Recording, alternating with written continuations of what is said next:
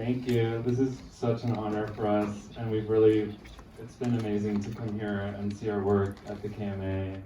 And I just want to thank Emily for doing such an incredible job creating this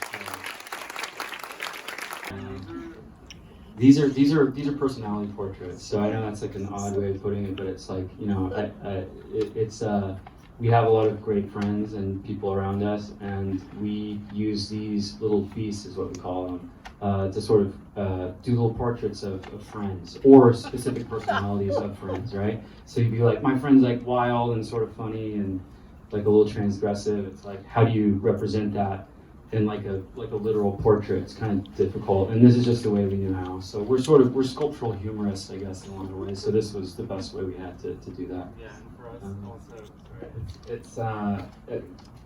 the human brain really wants to find faces and faces and personalities and things. Like when you look at a wall socket to plug into, you see a face, and so we kind of take that natural inclination. I think there's more you can put into something if you leave a whole lot out of it.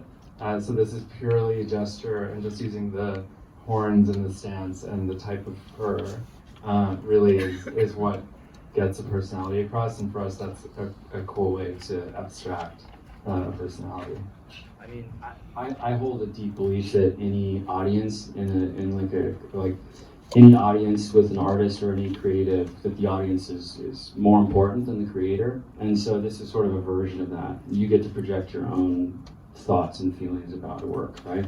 Which is important. The audience experience is more important than the maker's experience in it. Oh, this is a cool collection of, well, first there's these vases that we made. They were our first sort of amorphous thing that we ever did, and we made them by taking pantyhose and pouring plaster into them and then tying them up, and so it was sort of like a strange bondage experiment that became these vases, and they have a real place in our studio's inception. And next to them are these accretion vases. These are ceramic, and it's a result of ceramics testing that I was doing. Neither one of us had done ceramics.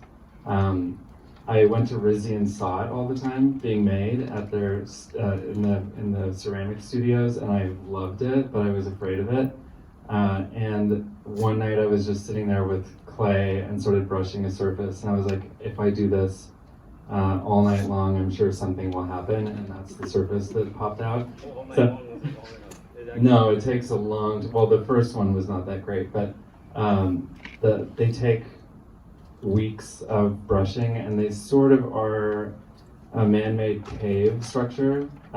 So if you just imagine that every brush stroke deposits a tiny bit of clay, the clay will self-pack in that way. So this is kind of a mix of intention and just physics playing itself out, which I think is really cool. There's a better example, I think, of them. Yeah, I do. Oh, these are similar, except more, instead of physics taking control, this is super guided, and I'll write down a little sort of an abstract formula. And so they have some logic behind them. They're not exactly mathematical, but I really believe that if you do the same thing over and over and over, it always produces a recognizable pattern, and that's the source of these. So these are really just studies in that happening. Yeah. Oh, this is the first show we did with Marianne Boski, which for us was like really, that was a big moment for us, because it was like we were first getting taken seriously as artists rather than designers, and yeah, we opt to do a lot of stone stuff. This stone comes from Portugal. We use a school there that they've just been taking care of this church for, centuries now. And now they just work on our work in this church. It's run by this woman, Algira, that's just so cool. And we grew up as stone carvers. That's how we learned how to sculpt. So it was really fun for us to get back into that. And then there's a bathtub. That was cool. We won an award for this bathtub. That was funny. They called us and like, you won an award for best bathtub of the year. And we're like, we didn't know that was an award. That's really cool. This is our show with Marianne Boski, which this is Madonna, which we're really proud of.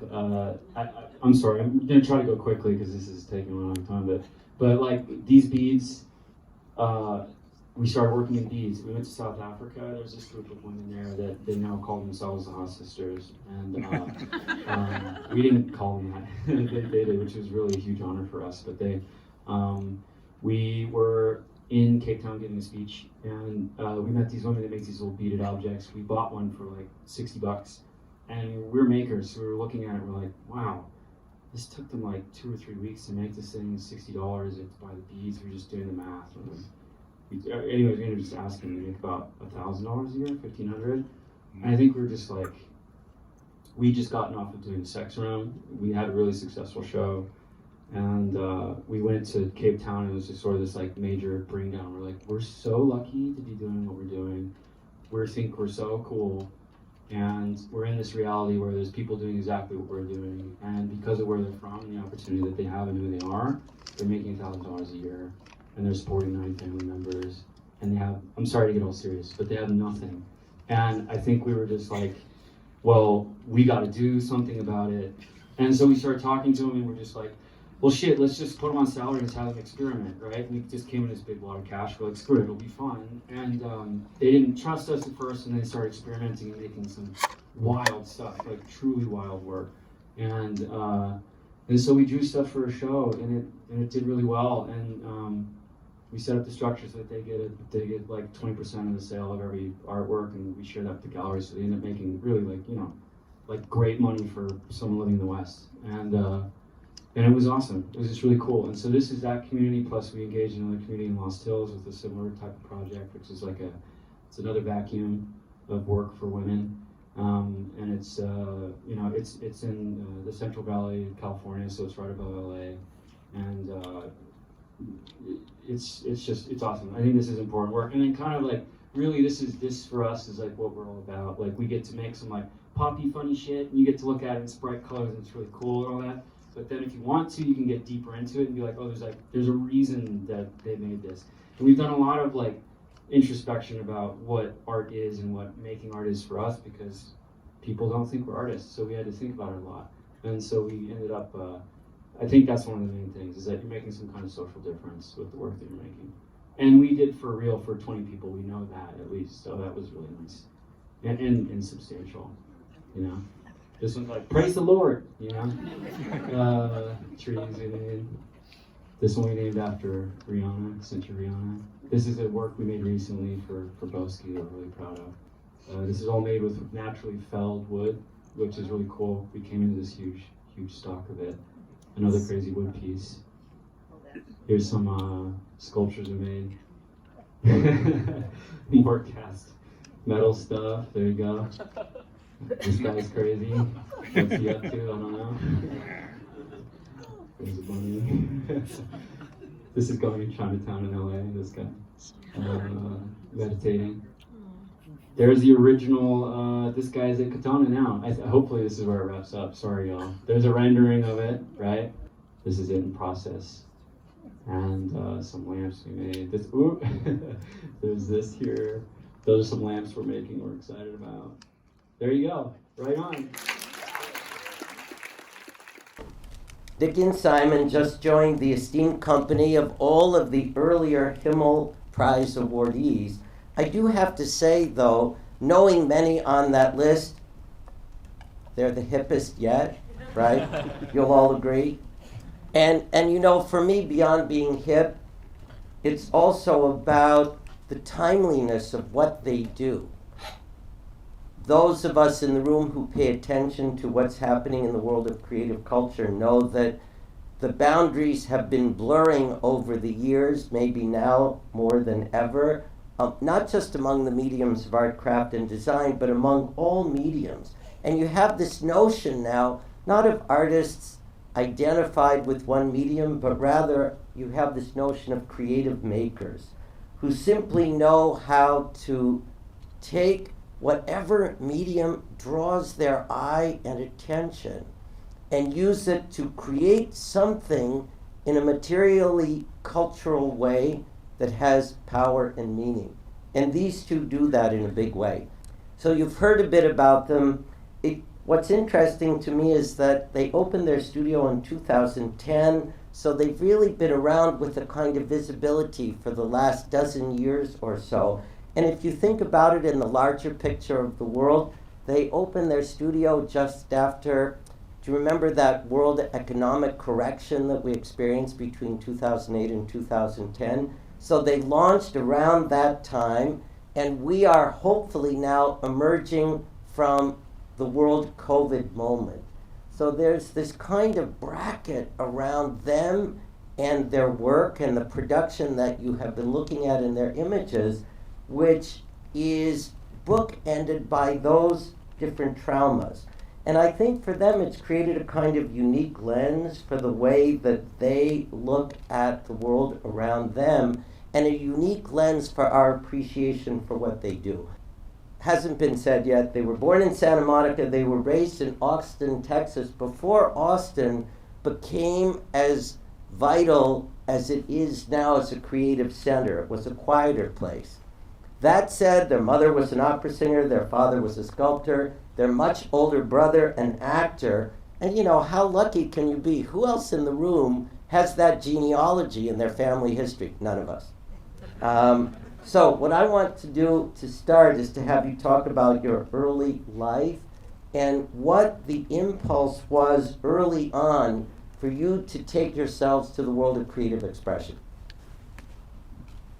Well, our early life was in LA, and we were just surrounded by, our mom was also a screenwriter, so a lot of our reality was that she would be screenwriting, we would be on set with our older brother, we would go to our dad's painting and sculpting studio.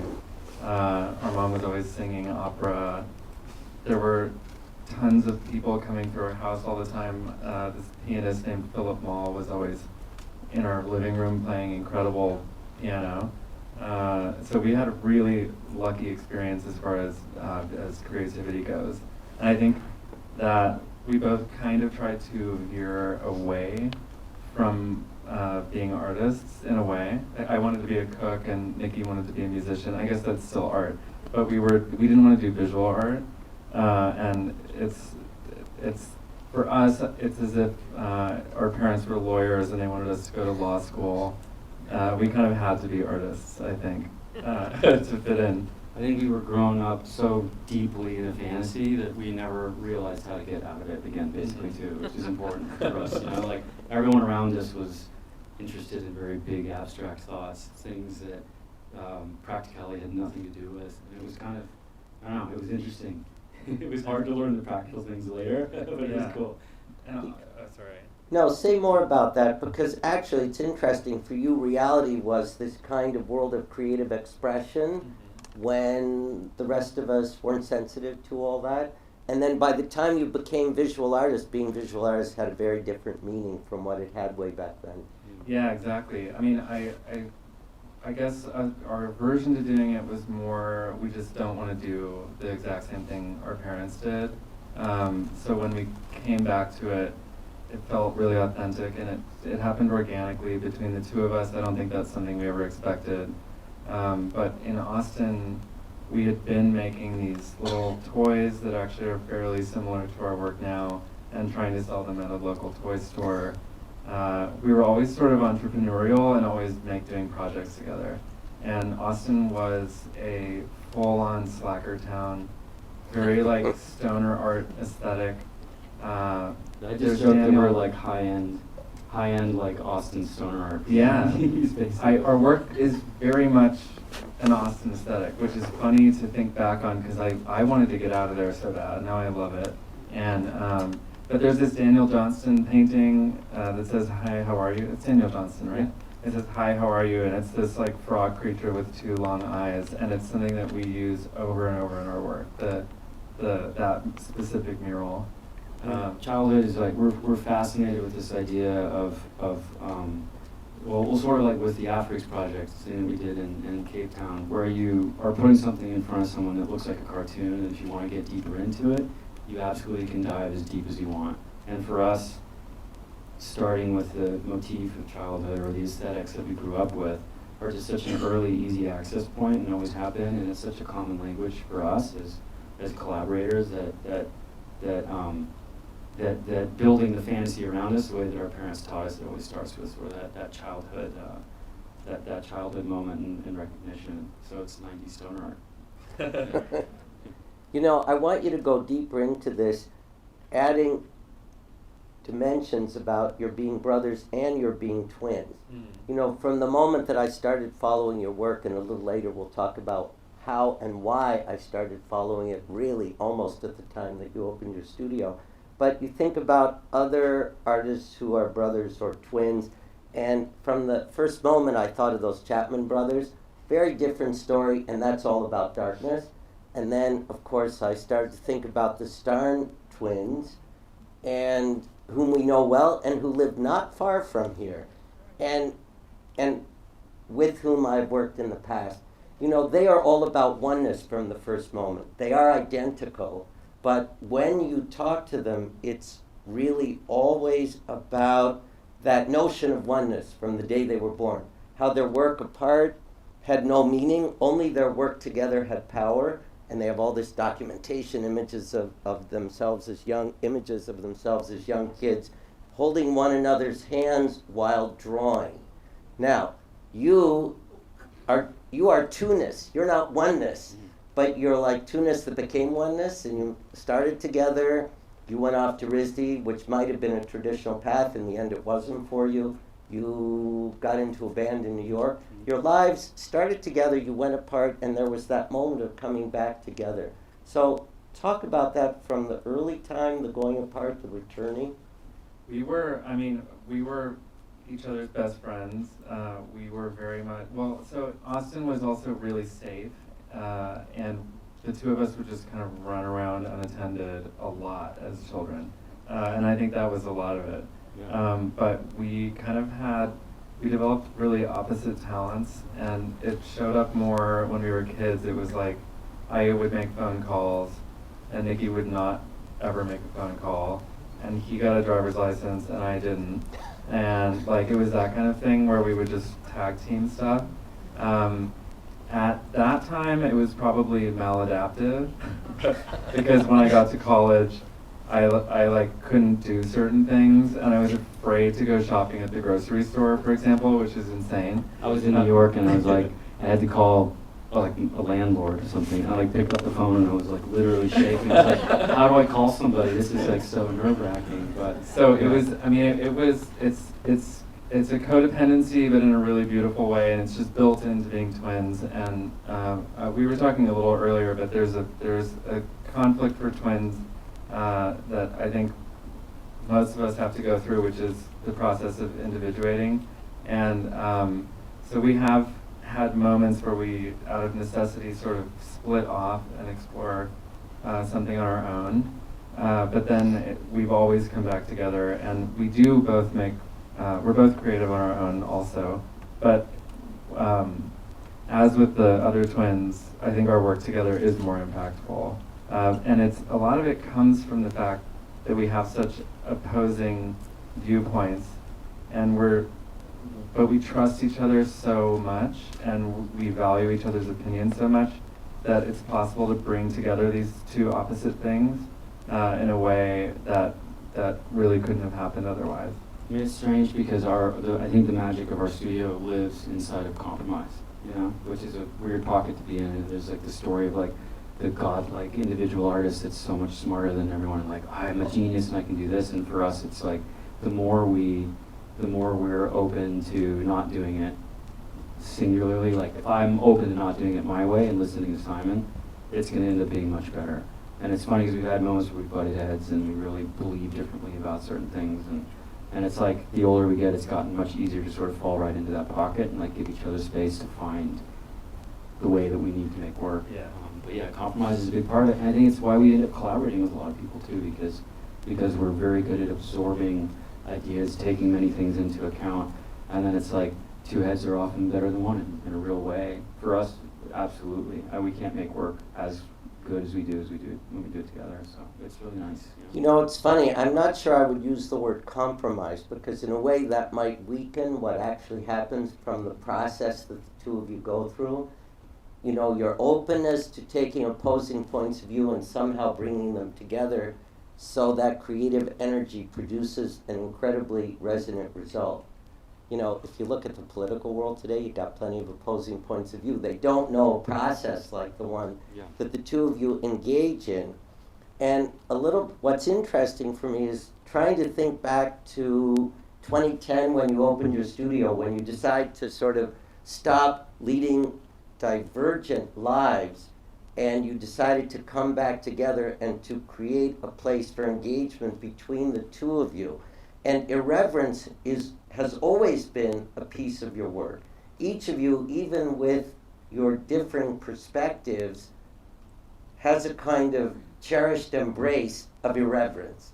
And it's very important in your work throughout. And I'm wondering if your dynamic between the two of you, this idea of two who are one but are also two and then one, if that is what brought you together in 2010, the world was really already complicated by then.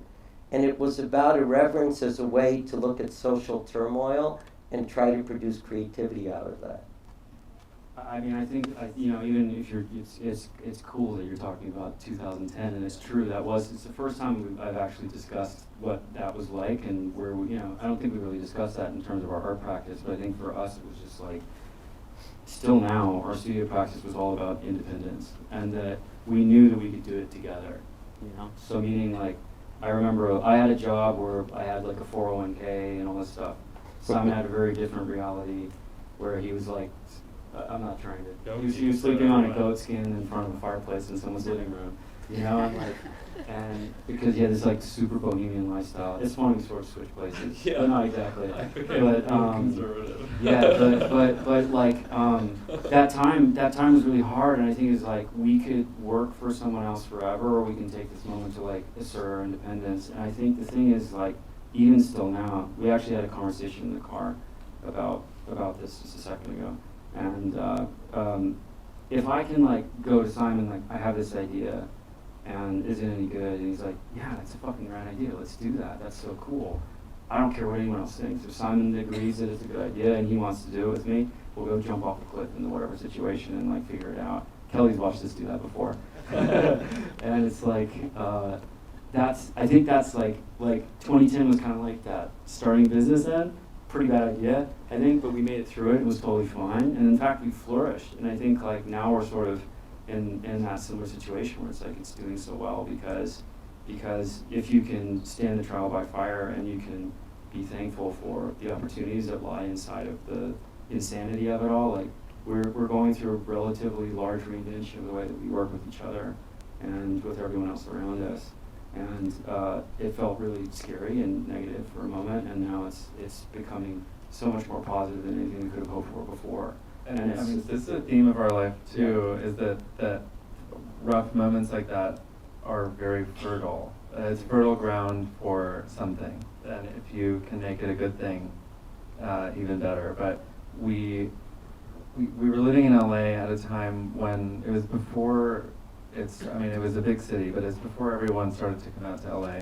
It was still sort of like a, if you said I'm from LA, people were like, oh, I'm sorry. People I remember say your classmates from RISD were like, you're moving to LA. Yeah, I was the only one from my school who went to LA, and I was like, I don't care, I love it. But it had because it was sort of ignored, it had this Wild West feeling, because the economy had crashed and everyone was. It was desolate. It was a really strange feeling, and we, I was like super down and out. Niki had it going, but wanted to be independent. And I think when he asked me, I resisted it at first. But had it been at any other moment, I don't think we would have come together to do this. But I was like, I am so broke that I was literally sleeping on a sheepskin for 2 years.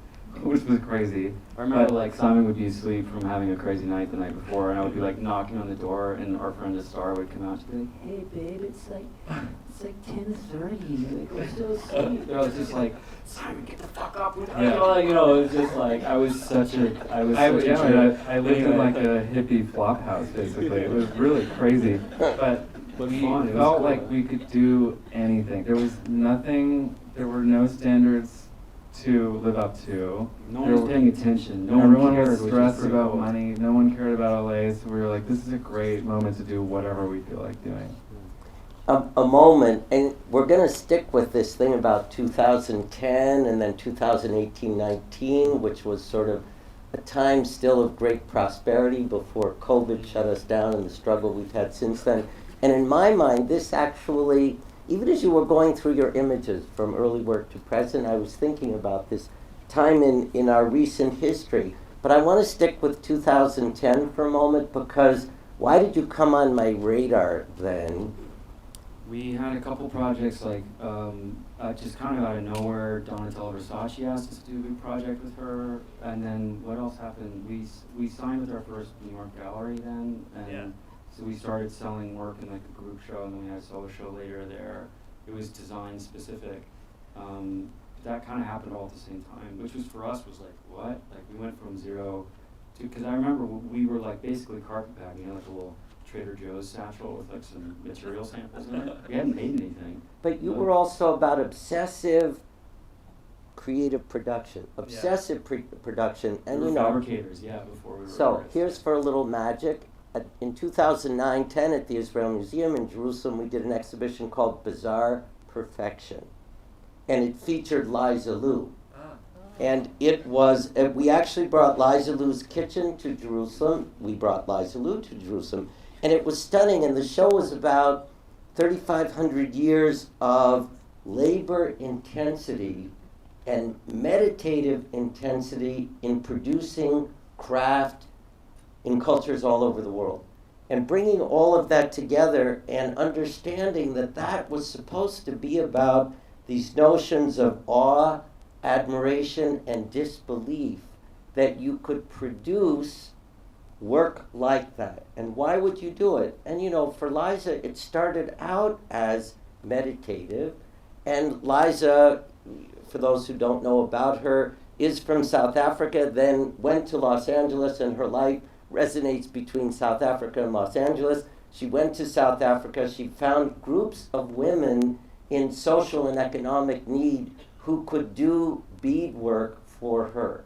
It's not unlike the path that you would take, and it was a way to get an intersection between craft and creative production on the one side and life stability on another. It was like creative production for the benefit of a social cause. I started following you then because I started thinking about this notion of intense making, which had a purpose beyond just the meditative intensity of that kind of production. That's amazing. That's very much my jam. Like the two of us we were saying sort of opposite things. I'm the intensity. There's the meditative intensity on a material, for sure. Well, making becomes philosophical on a level too. I mean, that's the thing, and like we've become friends with Liza since obviously because there's so many reasons we should, and it's like we've had conversations with her, and by the way, with any maker, you talk to a maker and they kind of immediately understand the meditative, repetitive, sometimes mind-numbing process that makes something complicated, and that I think all makers value the time that they get to do that. And it's I don't know, it's such a practical way to get into higher beliefs inside of yourself. I don't really know how to explain that in another way that's more eloquent, but you know. And I mean, for me, it's almost a mental health issue. Like I kind of have to do it, otherwise my brain will spin out of control. So I have to be doing something really repetitive, and there's a state of being. I guess like a Philip Glass song is a good example of where he puts you into this sort of trance state, and it's always just the same sound over and over, but it's an incredible trance. And that trance is really healthy for me to be in. It's like where I need to be, so I have to basically spend all day and all night doing beadwork or getting, you know, even now I do a lot of computer rendering. I get obsessed with creating like materials nodes and procedural textures and things like that. So it's that part is really fun, and Niki's much more off the cuff, cartoonish, and energetic. and I don't possess that. I wish I did. And I think you can also work on something forever, but less excessively. Yeah. And so I those wish I directions- possessed the patience and like the eye to understand material and get to. I mean, that's it's nice to want. So the other twin has, but we Yeah. get it because we work together. which Yeah, is so they're very complementary things, and that's a good example of when we were showing the hextile surfaces on those things. They have the most free forms, where I would have created something super rigid, but the surface itself is extremely rigid, like the most painstaking, horrible thing to have to do. But I love it, and it was exciting to do. And then surface becomes your venue into, creating economy in an economy vacuum, or it creates your venue to show something in, like an art fair or museum where you get to change people's minds about something. It all starts with this like slow drip, long accumulation, like eventual, larger, more complicated product off of just like kind of keeping at something for a long time. And there's just, I don't know, there's a beauty to it. It's like Well, it's also, it's creative practice for a higher social purpose. It's the positive dimension of social engineering, using creative culture as your way in. So that's one side of you. But let's go to like 1819, the time of prosperity before the gloom of COVID. And I think that's when you started Lux Goods and you started being at Bergdorf Goodman. That's a little bit of the flip side of the story, and I want you to talk about that, because I don't want to say it's the antithesis of what we've just been discussing, but it's certainly a different dimension of your focus. Yeah, I think, like for us, it was like, we want to make, because the fine art world is completely untouchable. You know what I'm saying? Obviously it isn't. We all get to experience going to the museum, but like owning art's a really difficult thing to do. There's a very small group of people that get to do it. And I think that we were like, to be totally honest, it started as, let's make something that more people can afford. And then you realize at Bergdorf's, and you're like, okay, you've like lowered that bar a little bit, but like not really in a real. And we had been wanting to produce more production line stuff. We both really love Keith Haring, and I've always really been a fan of that he did Pop Shop also. And I would say that it actually does fit into our practice, because commerce isn't something that we shy away from. We actually think that it's an essential part of art, and it's been an essential part of art forever. Painters wouldn't have ever been able to paint had they not had benefactors. And I think that capitalism is actually, as many faults as it has, is an amazing breeding ground for creativity, and it's something that I really appreciate. You know what, this is like a teeny little epiphany. It's like commerce isn't a dirty word, the way that sex isn't a dirty word for you. Well, and Right. by the way, like you kind of can't sell out nowadays, which is I think kind of awesome. You know what I'm saying? Because it allows us to do whatever you want. And just to be totally frank about it, I don't want it to be like TMI, but because maybe it's not using millennial term here. But if L'Objet doesn't make us money, not really, not compared to our art practice. In fact, it does the opposite for our reputation. It makes people think that we're cheap and shitty and they'll buy something cheaper. We won't make nearly as much money off of it. But for It us, makes some people think Yes, that way, some people other think that people don't. for us, it was really important that we were pushing into the realm of fine art, and you get people in the design world going, hey, you're leaving us behind, like what the hell, like what, you don't believe in design anymore? And for us, it was a way to be like, we are designers, we get it, we're gonna make some ceramics to prove it to the community, to be a part of getting our hands dirty, getting inside our production line. And really, like, the problem of making a production object that looks like a sculpture, it's really hard, it's very hard. We like hard things, and that's why we got into it. It was a major puzzle, and to be like, we're gonna make some crazy ass ceramics that we hope people like, and we can get them in more situations. People can hold dinners, and they can have things that start to bend their mind in a way that's actually, in my mind, as substantial as, say, visiting something at an art museum, like a large sculpture work that changes your life. But if someone can sit there and have breakfast with like, like a like a dish with a butt on it and like a smile, and then it's just weird enough that it sort of transports them into what for us I'm starting to realize is an unusual daily fantasy, that you kind of skew someone's mind, and we're really attracted by influence into social realms, and we saw a way to satiate our designer and maker hearts and to find a way into people's homes and be a part of a daily experience. And I think that's where it came from. And it's I'm really proud of it. Yeah. You know, it's interesting because your work sort of blurs the distinction among mediums, and your focus blurs distinctions among notions of high and low, among notions of underserved and overserved. And you are accessible. We have talked about the way that your trajectory since you opened your studio really follows this moment from the economic crisis to the COVID crisis. And so it's hard not to want to look at you relating to history and art history. And in my mind, the period that we've been going through makes me think a little bit about the time in Europe between World War I and World War II, which was that period of chaos on one end, humility or lack of humility, embarrassment at one end, and great prosperity at another. And you know, the humiliation of so many millions in Europe, and yet the great prosperity of those at the top of the bubble. And what came out of that time? Surrealism came out of that time. And we know that surrealism is a big influence on you and your work. We know that it relates to how Emily conceived your exhibition at the KMA. So I just, without over-intellectualizing all of that, I would love for you to say a few words about your relating to this recent period of history, and obviously you're thinking about the parallels with that complex time from World War I to World War II, and how you responded to your work with Emily.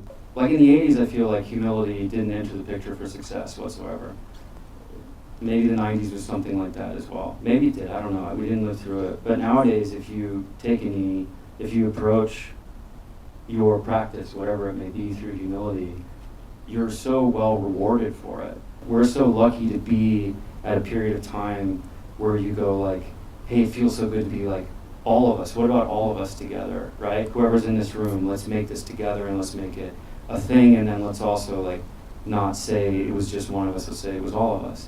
And I don't know, there's a beauty to that. Like you think about surrealism and there's like sort of heroes of that movement, but it was a movement, it was a school of thought, it was a group effort, and I think that we're so lucky to sort of be squarely inside of that context of, I don't know, sort of like a more group social effort. Yeah, and it's like, well, I don't know, absurdity is kind of a nice refuge. It's nice to go into the absurd when everything is going wrong, because there is no right or wrong in it.